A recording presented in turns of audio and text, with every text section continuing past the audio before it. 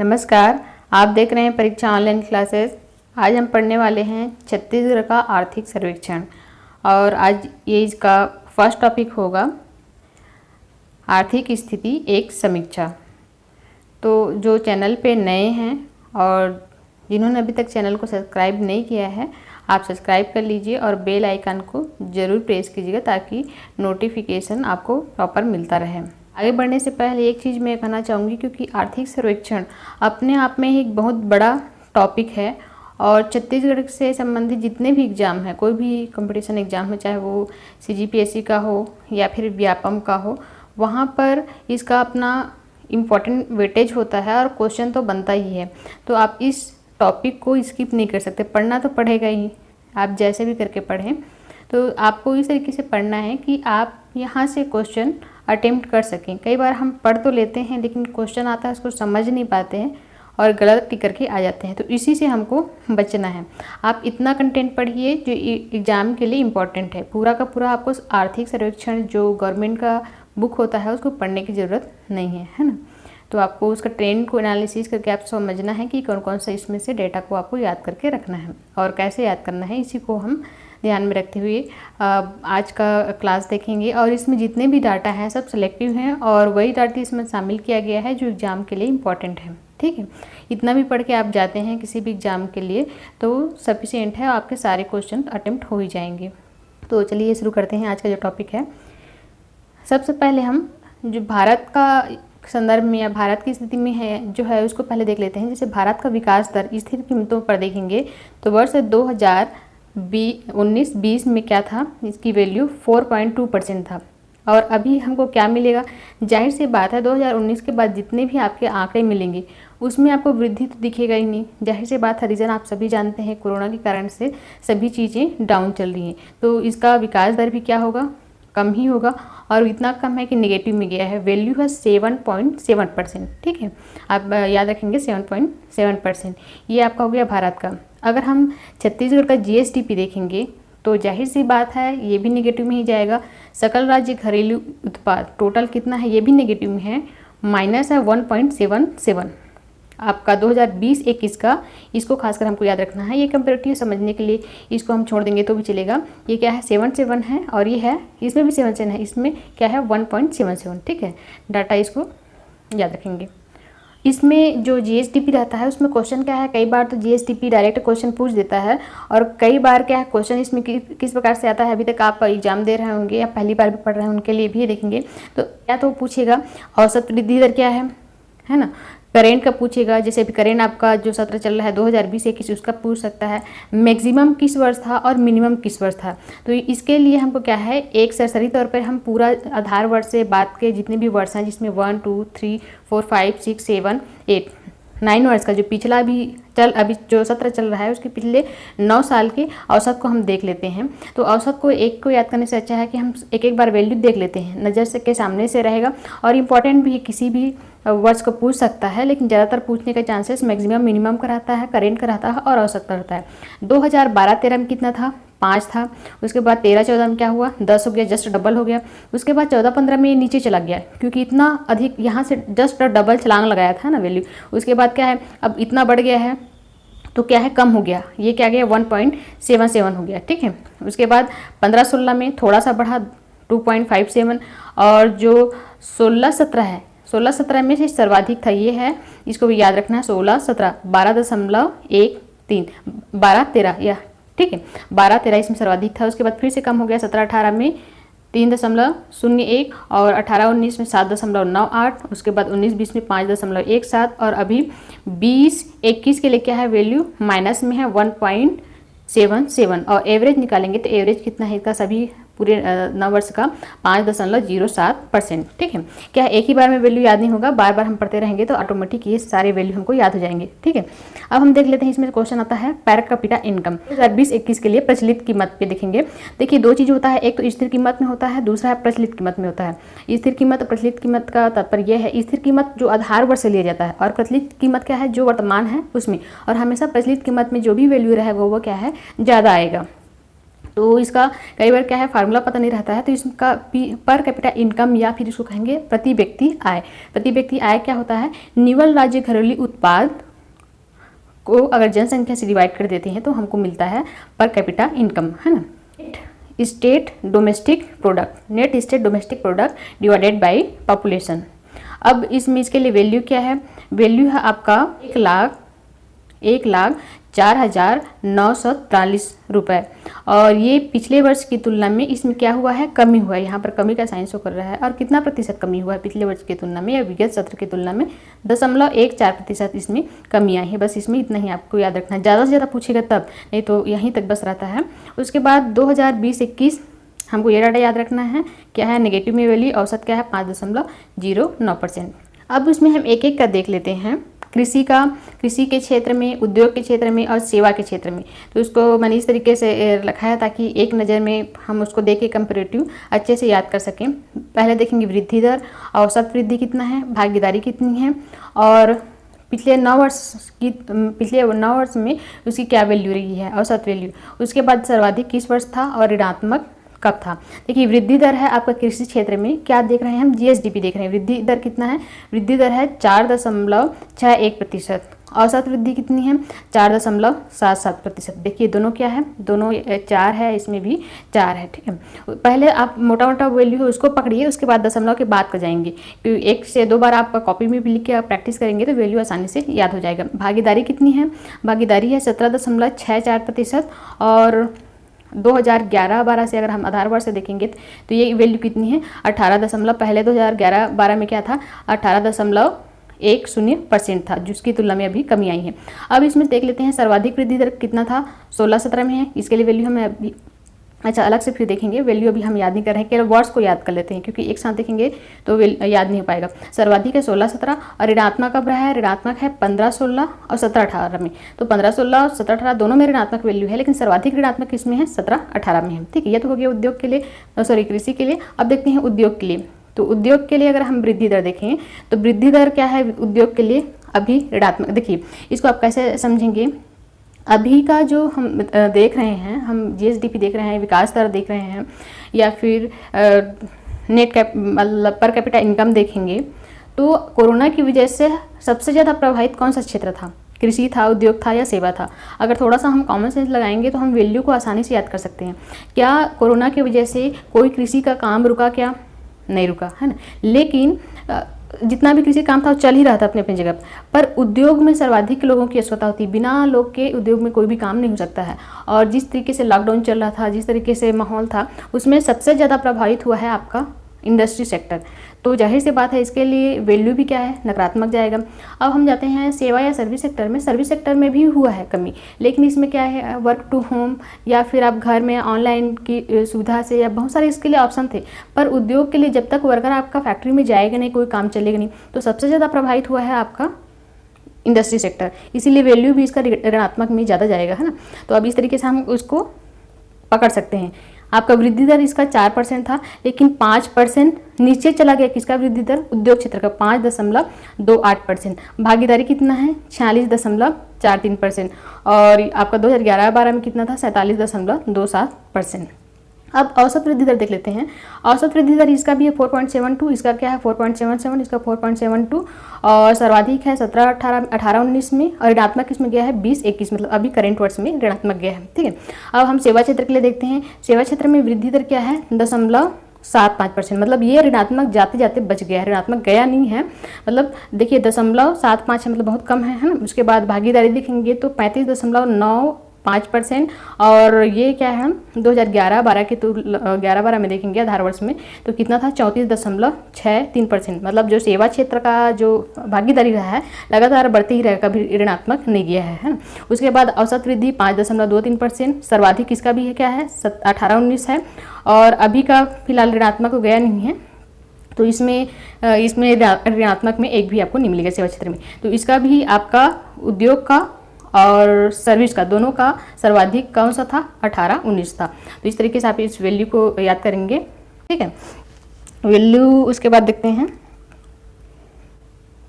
अब जो वैल्यू हमने देखा है उसी को थोड़ा सा और विस्तार से देख लेते हैं। इसमें क्या है, थोड़ा वैल्यू आपको और अच्छे से याद हो जाएगा। हमने अभी कृषि का, उद्योग का और सेवा का देखा, तीनों का एक साथ, तो इसको हम 2015 से लेकर के देख लेते हैं कि क्या स्थिति रहा है। वर्ष 2015 देखिए, इसमें बहुत सारा चीज़ है जो इम्पोर्टेंट, बहुत ज़्यादा इंपॉर्टेंट रहेगा, उसको मैं आपको स्पेशली और बता दूंगी कि इसको तो आपको याद करना ही है ना। तो अभी तक हमने जो देखा वो सारे वैल्यू वेरी इंपॉर्टेंट है, उसको तो आपको किसी भी कीमत पे याद करना ही नहीं, उसको इसको आप नहीं कर सकते हैं। अब देखते हैं कृषि क्षेत्र के लिए स्थिर भाव पे देख रहे हैं। जितना भी वैल्यू हमने देखा स्थिर भाव में, बस पर कैपिटा इनकम था ना, वो क्या था, प्रचलित मूल्य पे था। अब वर्ष 2015-16 के लिए देखते हैं, तो 2015-16 के लिए क्या है, ये ऋणात्मक है। इसको हमने देखा था, अभी देखा था, दो हमको कृषि में मिला था, एक आपका 15-16 था, दूसरा क्या था 17-18 था। तो सर्वाधिक क्यों था उसी को हम समझ लेते हैं। देखिए वैल्यू गया था आपका नेगेटिव गया था, 0.95% नेगेटिव चला गया था। और क्यों गया था, क्योंकि इस समय सूखाग्रस्त था, मतलब अकाल थोड़ा पड़ा था, पानी वानी कम गिरा था, इस वजह से थोड़ा कम हो गया था। उसके बाद हम देखेंगे कि 16-17 का था, 16-17 अच्छा था, अच्छी फसल था और वैल्यू अच्छा आया था, 21.28% था वृद्धि दर कृषि क्षेत्र में। उसके बाद 17-18 में फिर से नेगेटिव आ गया। नेगेटिव आया क्यों, उत्पादन में कमी हो गई, और नेगेटिव कितना गया, 10 गया, -10.90 गया है ना, काफ़ी नेगेटिव चला गया था। उसके बाद 2018-19 में, तो आपको ये दोनों वैल्यू को याद करना है। वैल्यू याद भी नहीं रहेगा फिर भी वर्ड्स को आप याद कर लेंगे, 15-16 और 17-18, क्योंकि इसमें क्वेश्चन क्या बन सकता है कि कब सर्वाधिक वृद्धि दर था, कब नकारात्मक वृद्धि दर था, या फिर एक क्वेश्चन बनने की संभावना और रहता है कि जो 2015-16 से या फिर 2012-13 से कृषि क्षेत्र में जो वृद्धि दर है उसमें उतार चढ़ाव था, लगातार वृद्धि हुई या लगातार गिरावट हुई। तो लगातार वृद्धि तो केवल आपके सेवा क्षेत्र में हुई है, बाकी उतार चढ़ाव आपका कृषि क्षेत्र और उद्योग क्षेत्र में है। तो कृषि क्षेत्र और उद्योग क्षेत्र के लिए क्या रहेगा, हमेशा उतार चढ़ाव रहेगा। तो इसमें आप दो मैक्सिमम और मिनिमम को याद रखेंगे तो उतने में आपका काम बन जाएगा। उसके बाद हम देखते हैं 19-20 का था 3.67। इसको वैल्यू को आपको याद करने की जरूरत नहीं है, बस आपको जो मेन बता रहे हैं उसको याद रखेंगे। उसके बाद आपका 20-21 के लिए क्या है, अनुमानित है आपका 4.61%, और हमने औसत का लिया है 4.77%। आपका उद्योग का और कृषि का सेम है, इसका 4.77% है, उद्योग क्या है 4.72% है। ठीक, अब इसको दोनों का एक्चुअल में, इसको आप जब नोट्स में लिखेंगे ना तो तीनों को साथ में लिख लीजिएगा। मैं थोड़ा सा लिखते थे, इसको पहले लिख ली तो इसलिए नहीं हो पाया। तो आप ऐसे आप एक क्या करेंगे, जैसे 1 मिनट आप अपने नोट्स बनाएंगे ना, तो नोट्स में पहले आप ऐसे वर्ड्स लिख लीजिए, उसके बाद यहाँ पर कृषि लिख लीजिए, कृषि का जो वैल्यू है उसको लिखेंगे यहाँ पर, फिर उद्योग क्षेत्र, फिर सेवा क्षेत्र, ऐसे लिख लेंगे ना, तो सारे वैल्यू आप एक नज़र में देखेंगे तो वो आपके क्या है माइंड में छपा रहेगा और अच्छे से क्या है आप उसको याद कर सकते हैं। कई बार क्या होता है हम याद नहीं कर पाते, लेकिन देखे रहते हैं ना, बार बार देखे रहते हैं तो हमारे माइंड में रहता है वो, तो हाँ यहाँ पर ऐसा वैल्यू था, ऐसा करके थोड़ा सा हम पहुँच जाते हैं। अब हम उद्योग क्षेत्र के लिए देख लेते हैं। 15-16 में थी, इसके लिए वैल्यू 1.94%, और उसके बाद 16-17 में 5.19%, 17-18 में 9.31%, उसके बाद 18-19 में है 9.40। ये क्या है आपका मैक्सिमम में है। ये इस वर्ष को हमको याद रखना है, वैल्यू याद रखा तो अच्छी बात है। 9.40 मतलब आप इसको लगभग करके ये मान के चलते हैं 10 ही था, और इसमें भी आपका सेवा क्षेत्र में भी आपका ये मैक्सिमम ईयर में आएगा। उसके बाद 2019-20 का है 3.43%। उसके बाद नेगेटिव में आपका गया है अभी वर्तमान का 5.28%। उसके बाद औसत वृद्धि है 4.72%। हमने कृषि का क्या लिया है, 4 लिया नहीं है, जो वैल्यू है वो है 4.77%। उसी तरीके से अगर हम देखें सेवा क्षेत्र का आपका 15-16 का ये उसके बाद हम ये मैक्सिमम ईयर याद रखना है, दोनों का तो सेम ही है ना, दोनों सेम ईयर है। उसके बाद इसमें नेगेटिव तो हमको नहीं मिला है। एवरेज कितना है 5.23%। तो एवरेज क्या है आपका देखेंगे तो कृषि के लिए, एग्रीकल्चर के लिए 4.77, इंडस्ट्रियल के लिए 4.7244, और ये क्या हो गया 5। एक वैल्यू तो हम तो ऐसे ही याद कर ही लिए है ना। जनगणना तो अभी तक सबको रटा गया होगा, फिर भी ये आपके आर्थिक सर्वेक्षण का भाग है तो इसको हम देखेंगे ही। जनसंख्या कितना है 2.55 करोड़, और भारत में इसकी स्थिति क्या है भारत के संदर्भ में अगर हम देखें तो भारत के संदर्भ में जो है उसका अपने छत्तीसगढ़ की जो जनसंख्या वो कितना है 2.11%, और नंबरी में देखेंगे तो 16 नंबर पर है, और भारत में पूरा सभी में देखेंगे तो पूरे भारत में 5वां स्थान रखता है जनसंख्या के हिसाब से। लिंगानुपात देखेंगे तो लिंगानुपात कितनी है आपका 991, और लिंगानुपात क्या होता है सभी को पता ही होगा है ना।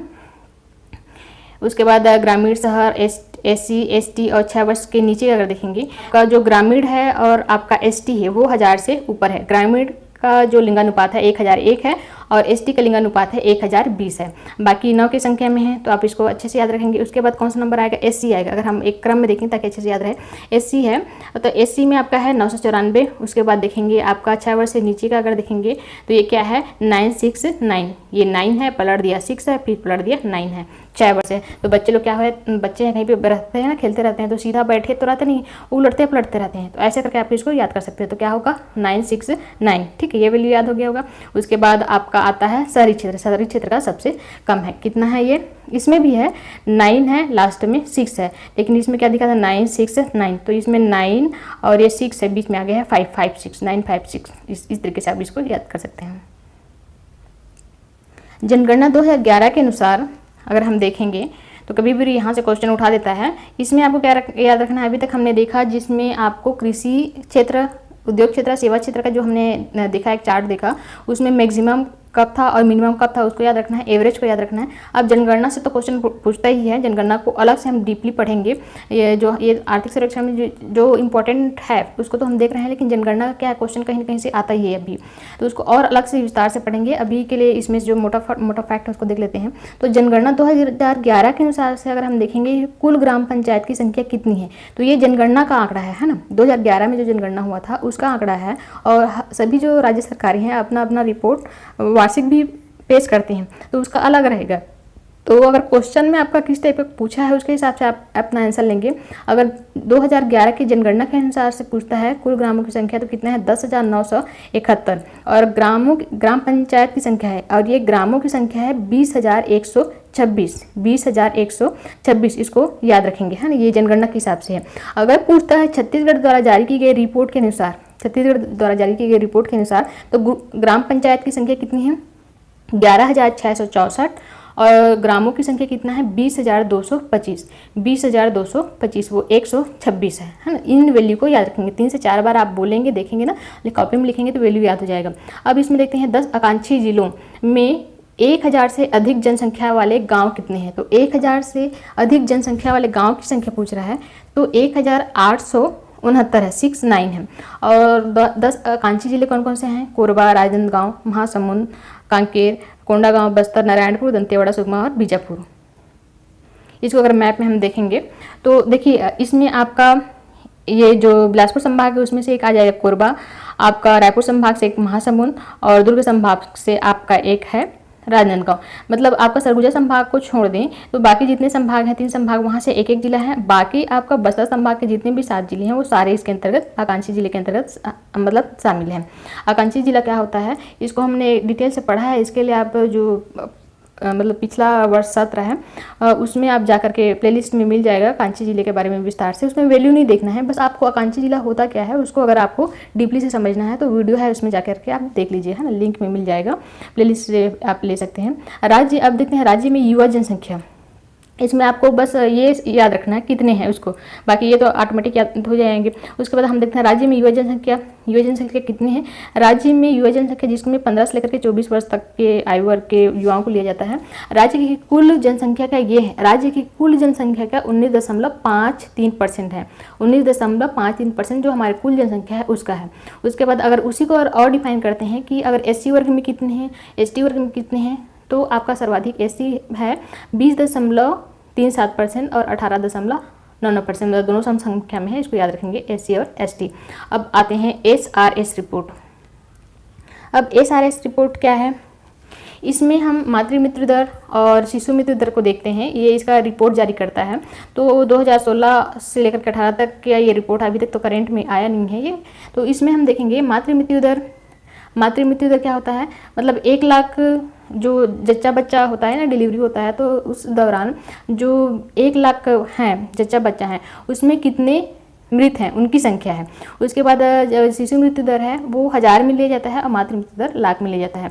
तो अगर भारत के संदर्भ में देखेंगे तो इसके लिए वैल्यू है 113 प्रति लाख, 113 प्रति लाख जब डिलीवरी होता है उस दौरान 1 लाख में से जो 113 हैं वो मतलब उनका रिपोर्ट अच्छा नहीं है, का मतलब उनकी मृत्यु हो जाती है ना।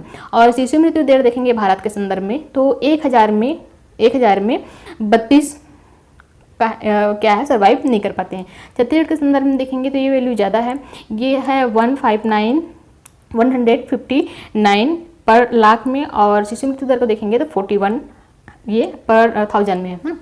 तो इनका लक्ष्य ये रखा गया है कि 2030 तक इस संख्या को हमको कम करना है, क्योंकि काफ़ी है। तो मातृ मृत्यु दर को 100 तक लाना है और जो शिशु मृत्यु दर है उसको 15 तक लाना है। इसमें बस आपको इसी को बस याद रखना है, इसमें ज़्यादा और डीपी जाने की जरूरत नहीं है, क्योंकि हमको यहाँ से केवल वैल्यू पूछेगा, है ना।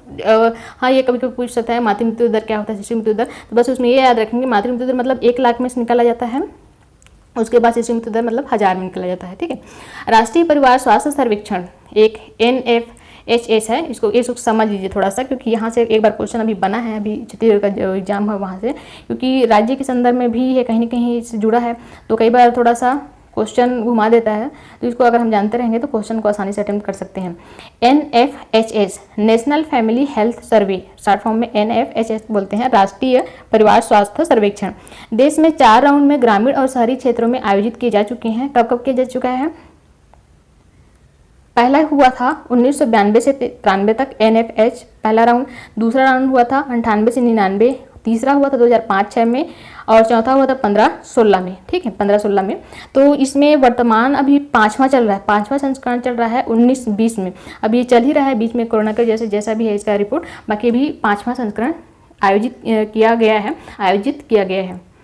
राष्ट्रीय परिवार स्वास्थ्य सर्वेक्षण NFHS के कार्य राष्ट्रीय और राज्य स्तर पर क्या क्या है, इससे अगर हम समझते हैं कि क्या क्या काम होता है उसको देखिए। जो NFHS है वो क्या करता है, राष्ट्रीय स्तर पर तो करता है और साथ में है राज्य स्तर पर भी अपना काम रहता है। तो क्या क्या काम करता है? प्रजनन दर, शिशु और बाल मृत्यु दर, परिवार नियोजन, मातृ एवं शिशु स्वास्थ्य, प्रजनन स्वास्थ्य, पोषण, एनीमिया, स्वास्थ्य और परिवार नियोजन को गुणवत्ता की जानकारी प्रदान करना, ये सारा रिपोर्ट ये जारी करता है। इसके बारे में एक तरीके से ये सर्वे करता है। तो अभी कौन सा नंबर का चल रहा है?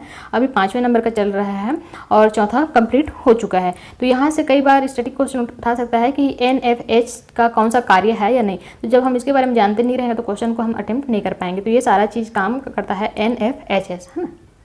अब देखिए ये NFHS का काम तो हम देख लिए, तो यहाँ से क्वेश्चन कैसा बनता है? देखिए NFHS जो 2005-06 में हुआ था और जो चौथा राउंड में हुआ था 15-16, उसकी रिपोर्ट के हिसाब से शासकीय अस्पतालों में प्रसव की अगर संख्या हम देखेंगे तो पहले कितना था? केवल 6% था तीसरे राउंड में जब पता चला, लेकिन अभी 15-16 में ये परसेंटेज कितना हो गया है? 55.9%। इसको कैसे याद रखेंगे कि हाँ 5-5 मतलब दोनों हाथ साथ दे रहा है। अब लोग क्या है, विश्वास कर रहे हैं शासकीय अस्पतालों के कार्यों को, या शासकीय अस्पतालों में लोगों का विश्वास बढ़ रहा है। देखिए काफ़ी मतलब आधा से अधिक लोग अब इसमें जा रहे हैं। और इसी को हम संस्थागत प्रसव का देखेंगे तो पहले कितना था? ये 14.3% था और अभी ये बढ़ करके कितना हो गया है? 70.3%। अब बोलेंगे कि शासकीय अस्पताल और संस्थागत अस्पताल में क्या अंतर हुआ? देखिए शासकीय अस्पतालों के अंतर्गत जो शासकीय अस्पताल हैं वही आते हैं, दूसरा संस्थागत के अंतर्गत वो सारे संस्थान आते हैं। जैसे इसमें आपका शासकीय अस्पताल भी शामिल हो जाता है, प्राइवेट सेक्टर भी हो गया, या जिला सहकारी संघ हो गया, मितानी हो गया, सारे जो एक संस्था है ना वो सारे चीज़ इसमें आ जाते हैं, इसीलिए इसकी वैल्यू अधिक है। और गवर्नमेंट चाहती है कि इसमें और अधिक प्रोत्साहन हो, मतलब जो गांव में अगर पहले कराते थे तो उससे जच्चा बच्चा दोनों को हानि होता है, इसलिए इसमें बहुत सारी योजनाएं चला जा रही हैं और प्रयास भी किया जा रहा है कि इसकी वैल्यू बढ़े, ठीक है। तो इसमें से बस आपको वैल्यू याद रखना है करेंट का 15-16 का क्या है ना। उसके बाद देखते हैं न्यूनतम समर्थन मूल्य MSP 2020-21 के लिए। इसको यहाँ पर हमने केवल एक धान का लिया है। जब हम कृषि वाला टॉपिक में आएंगे ना तो पूरा डीपली पढ़ेंगे, क्योंकि वहाँ पे जाके हमको विस्तार से तो पढ़ना ही है, तो इसलिए ज़्यादा डीपली हम यहाँ पे नहीं ले रहे हैं। तो इसमें सामान्य धान के लिए अभी का जो है आपको इसको याद रखना है, लेकिन कंपेरेटिव कभी कभी पिछला वर्ष का भी पूछ देता है। 2019-20 में क्या था आपका? 1815 रुपये था पर कुंटल, और ग्रेड A के लिए था 1833 रुपये पर कुंटल, जो बढ़ करके कितना हो गया है अभी सामान्य धान के लिए 1868 रुपये पर कुंटल और 1888 रुपये पर कुंटल। दोनों में वृद्धि कितनी हुई है? यहाँ से क्वेश्चन आया था कितना वृद्धि हुआ है, तो इसको याद रखेंगे 53 रुपीज़ दोनों में वृद्धि हुई, सामान्य धान के लिए और ग्रेड A के लिए भी। इसमें अन्य जो खाद्यान्न है उनका भी हमको समर्थन मूल्य याद रखना है। जब कृषि वाला चैप्टर में जाएंगे तो वहाँ पर विस्तार से हम इसको पढ़ेंगे। उसके बाद है आपके पंजीकृत किसान। अभी 2020-21 के लिए कितने किसानों ने पंजीकरण कराया है? तो है 19.65 लाख, 19.65 लाख, लगभग 20 लाख भी नहीं पहुंच पाए हैं, इतने लोगों ने आपका पंजीकरण करा लिया है। उसके बाद धान खरीद 2019-20 में क्या स्थिति थी? खरीफ वर्ष के लिए अगर हम 19-20 का धान खरीदी को देखेंगे तो आपकी मात्रा कितना? 83.95 लाख टन। इंपॉर्टेंट है ये वैल्यू, है ना। इसको आप याद रखेंगे कि कितना मात्रा था या कितना धान खरीदी किया गया, तो इसको याद रखेंगे 83.95 लाख टन। और किसान कितने थे, कितने मतलब कितने लोगों ने बेचा, 18.38 लाख किसान, ठीक है। उसके बाद मक्का खरीदी के लिए जो कुल कुंटल खरीदी किया वो है 4,844.5 क्विंटल। और इसमें इसको याद रखेंगे, मूल्य तो नहीं पूछता है, फिर भी आप चाहें तो याद रख सकते हैं 85.2 लाख का भुगतान किया गया है। तो ये तो हो गया लगभग करके हमने जो पहला चैप्टर में होता है मेन उसको सारा चीज़ को कंप्लीट कर लिया। इसमें और चीज़ था, एक विद्युत जो क्षेत्र है उसको देखना था, राजस्व देखना था, कर राजस्व इसको भी देखना था। उसके अलावा एक दो टॉपिक और था, इसको मैं यहाँ पे स्किप कर रही हूँ क्योंकि जब हम टॉपिक में आएंगे ना, जैसे उद्योग क्षेत्र है तो उद्योग क्षेत्र के बारे में पूरा विस्तार से पढ़ेंगे, तो उसको यहाँ पर फिर रिपीट कर, क्योंकि शार्ट में फिर पढ़ने में मज़ा भी नहीं आएगा। तो इसको हम जो कृषि क्षेत्र है तो कृषि क्षेत्र का वहाँ पर जाकर विस्तार से पढ़ेंगे, उद्योग में, विद्युत का विद्युत में, तो वहाँ पर उसके अलावा जो राजस्व है उसको उसमें आप जाके पढ़ेंगे बजट वगैरह में। तो आज के लिए हम इतना देखें, तो आप इतना भी पढ़ लेते हैं ना तो यहाँ से आपका क्वेश्चन और नहीं छूटेगा। लगभग करके सारे कंटेंट जो महत्वपूर्ण कंटेंट है उसको हमने देख लिया है। तो आज के लिए बस हम इतना ही करेंगे, नेक्स्ट टॉपिक के साथ हम फिर मिलेंगे। अगर आपको वीडियो पसंद आता है तो लाइक शेयर करके बिल्कुल जाइए। साथ में अपना किसी प्रकार का कोई डाउट है, कुछ चीज़ समझ नहीं आया तो आप कमेंट्स के माध्यम से पूछ सकते हैं। जो भी व्यूवर्स हैं आप लोगों से एक रिक्वेस्ट है, प्लीज़ आप अपना फीडबैक ज़रूर दीजिएगा। जब तक आप अपनी तरफ से कुछ रिस्पांस नहीं करेंगे तो हमको समझ भी नहीं आता है। जो भी कमियां हैं, जो भी हैं, आपके जो भी विचार हैं, सुझाव हैं, उसको आप ज़रूर बताइए। अगर आपको PDF चाहिए रहेगा तो आप अपना जैसे आता है रिस्पांस उस हिसाब से PDF भी इसमें अटैच कर दिया जाएगा। तो अभी के लिए इतना ही। Thank you so much.